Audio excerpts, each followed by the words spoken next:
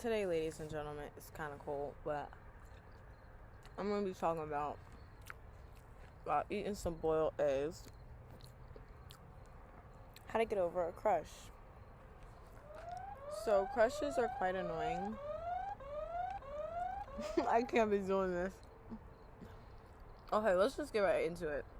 The first thing to getting over a crush is you first want to know, what do you characterize as a crush? Put it in the most simple and fundamental terms. What does a crush mean to you? So for me, personally, a crush means not only the person being attractive to me, but the person also, me having like this desire. It's not like a specific characteristic, I'm gonna say, like every crush that I have has. But it's more some desire within myself to want to get to know the person better. A desire within myself to become closer to that person in some way. And it's not always in the context of a relationship, because I've noticed I've had crushes on guys where I'm like, I would never want to get in a relationship with them, but I have this attraction towards them, which is, like I said, it's not simply them being attractive. I mean, some people might have crushes where, my thing is, you can't really have a crush on someone who's just attractive to you. Like, say they never open their mouth to you ever. Like, personally, I don't think most people can have crushes like that. I think there's some type of stimuli that you get from them, whether through conversation or knowing tidbits about them, that makes that crush become a crush. You know what I mean?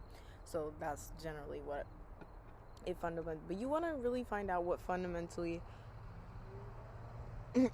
boils down to a crush for you. Some people, their crushes are like solely ego based. I think I've had crushes ego based before too, where it was like kind of like this person just gave you validation and they withdrew it, kind of thing. So you really have to just look in deep, see where most of your crushes come from, what drives most of them. So once you break down fundamentally what a crush is to you, now you can better approach how to conquer it, even though the way to conquer it, no matter where your crush stems from, is the same. So this is how you actually conquer a crush. Are you ready? You become mindful. And I know you guys are like, what the hell is that? You're the Buddha now all of a sudden? Listen, this personally has helped me, because I recently had an unwanted crush, and I'm just like, what is the key to this? So I've been really in my Zen era. So I've been doing a lot of yoga. I've been doing a lot of meditation. And it finally clicked what the solution is to getting over a crush. Like crushes can be fun, but they can be debilitating if you don't know how to have a healthy separation towards it. And personally, I noticed that I was doing it out of like a lack within myself. But that's besides the point. The point is, this is how you're going to go about it. You are going to intently focus on the sensation of having a crush. Okay? You're either going to focus on the sensation of having a crush. So a crush kind of feels like love. It's not love, but it feels like a feeling in your chest, somewhat like love. I encourage everyone to explore that own feeling within yourself. Personally, for me, like I said, it's like a feeling in your chest. You get kind of excited, kind of giddy, the butterflies in the stomach. Really dive deep into what that feels like, having a crush physically for you personally, because it's a general feeling, but it can vary person to person. So once you tap into that feeling, that's really step 2. That's really the solution. You have to intently focus on that sensation. So when your crush is around, instead of looking at the back of their head and fantasizing to the detriment of yourself, you are instead going to focus on the sensation of what it feels like to like this person, what it feels like to desire to be near this person. Okay, because I personally have like a work crush, so I work around him. So it's kind of like I have to manage my thoughts, my daydreams, because that's what is the detriment to me when it comes to crushes. Like, I don't know if that's most people actually, but that's why crushes are a problem for me, because I can go crazy with my daydreams and stuff.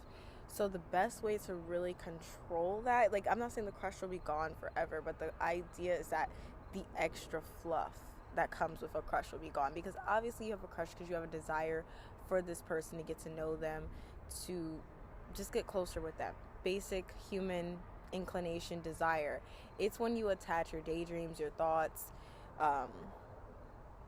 just a lot of attachment to the situation, which makes it just not fun, makes it very debilitating, makes it very unfun. Like, a crush should be fun.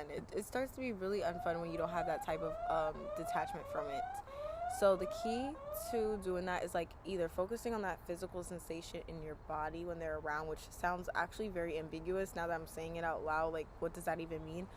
But another good way to do this rather than doing that is focusing on the 3 types of meditation that I'm about to tell you now. So this is the 3 types of meditations that you can do throughout your day. So you know how there's meditations that you do, well, these meditations can be done sitting down too, but there's meditations specifically for when you're sitting down, and you set time aside to specifically meditate, like thought control meditation, the other ones, you know. But these are the 3 ones that I think have helped me the most as far as like focusing my attention. So basically the idea is you want to focus your attention on the physical sensations of your body or on these meditations. And then, what am I trying to say? Yeah, you want to focus on these. Oh yeah, focus on these instead of your daydreams. Because the more you feed your mind thoughts, the more it's going to reproduce, okay? Because obviously whatever you feed, it grows. So the mind, with your thoughts, the more you feed it more thoughts, the more you feed it more daydreams, the more you feed it more stuff of you being obsessed with this person, you being in love with this person, you having a crush, the more it's gonna produce. So you have to put not a stop to it, because it's not about saying don't think about that, because that never works. If you notice, if you say don't think about something, you just think about it more. You really do have to revert your focus, because it's all about energy. It's a focus, okay? So you're just redirecting your focus. So the 3 types of meditations is, first, it's going to be, I call this they call it catching breath, but I call it just transitions. So notice when you inhale and you exhale. Okay, so don't hold your breath in between your inhalation and your exhalation, but notice there is a point where your inhalation meets your exhalation.